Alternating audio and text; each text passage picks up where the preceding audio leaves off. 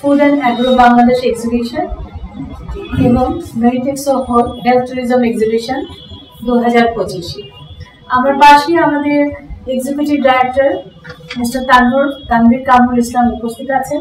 আমার ডান পাশে রয়েছে mister Mahmud Riyad Hasan, DGM marketing and sales Bangladesh. Exhibition কোনোটা বিটুসি, কোনোটা বিটুবি।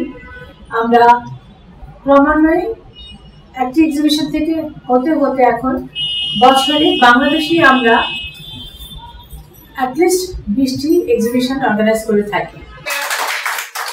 আমাদের মেডিকেল ট্যুরিজম, মেডিটেক্স, যা কিনা medical equipment, medical materials, software, বিভিন্ন জিনিস সমন্বয় এক্সিবিশনটি হয়ে থাকে।